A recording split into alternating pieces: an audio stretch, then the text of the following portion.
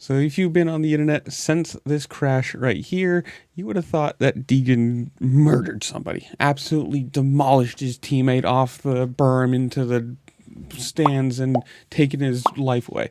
And that's not what happened. I mean, honestly, this is probably one of the lightest block passes you will ever see. They are side to side. He didn't go for a front wheel. He didn't take out the back wheel or T-bone him or anything.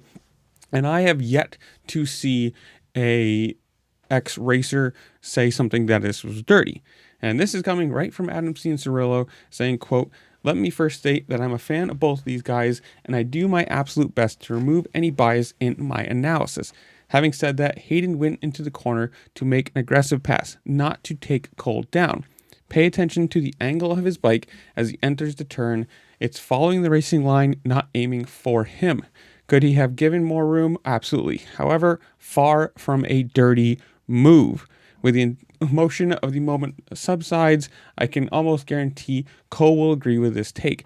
He will watch this back and know he should have braked and stood the bike up instead of trying to turn in. In my opinion, that's racing. Bummer for Cole, but he's going to win so much that he won't remember this in a year. We'll have more detailed breakdown, blah, blah, blah, blah." And you gotta say, Adam Cianciarulo is probably one of the nicest, cleanest guys. And for him to say this isn't a dirty pass, and it's not. I mean, I don't think this is horrible. And you can even see from that last clip right there. If it hadn't been that weird berm where it drops off into, loose dirt, Cole probably would have just gotten right out of it, been on his way, and still finished second. It just ends up, it's a weird spot. He ends up getting stuck and the bike falls over and he can't pick it up. And it just happens to be a stupid situation. And you gotta say, if you're Deegan, this makes perfect sense. This is for a 250 West title. And you can say, oh, well, he didn't need to do it technically to blah, blah, blah. Yeah, who cares? This is to clinch a title. Not have to worry about it in Salt Lake City where it's an East-West showdown and anything could happen. I mean, he could go there and, get a really bad start like he had for the beginning of this year, get stuck in the middle of the pack, and then have to fight guys that aren't on his coast or are in their own title fight. If he gets stuck around Hammaker and Vial and Hampshire and he has to fight through that, it's not going to be easy for him. So this pass was to clinch a 250 title. And we all heard his plan is to win a title this year, go and try and win, I'm assuming, the East Coast title or defend West next year and then move up to the 450s. And the 450 plan is for 2027.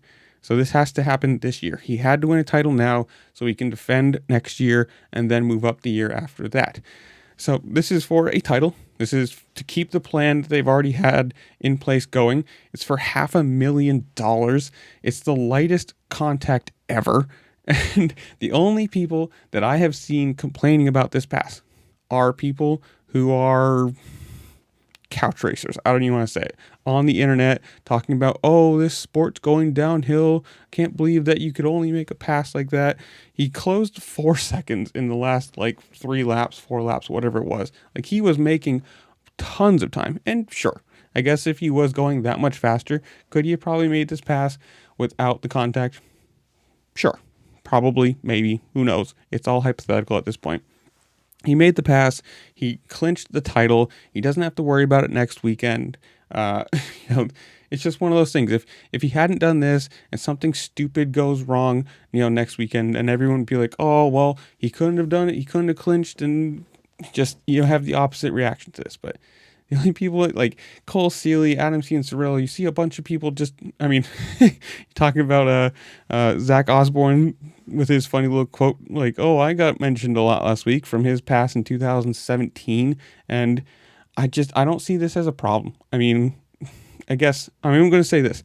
The suck it comment on the on the podium, probably not necessary, and that one's a little bit of a cocky cringe moment, but the actual race, the actual contact, not bad at all. To me, it's perfectly fine. This is what you do to win titles. You can't just be nice and, oh, he's my friend, he's on my team, I can't touch him, I'll let him have this win, and I don't know. But this is where I'm going to leave you guys. Comment down below. What do you think about the X-Racer saying it's fine? What do you think about the internet exploding over this? Whatever it is, comment down below. Tell me what you think. while you're down there, make sure to like, share, subscribe. Do the fun things this platform allows you to do, because it really just helped me out. I appreciate it. And with that, I'll see you later. Peace.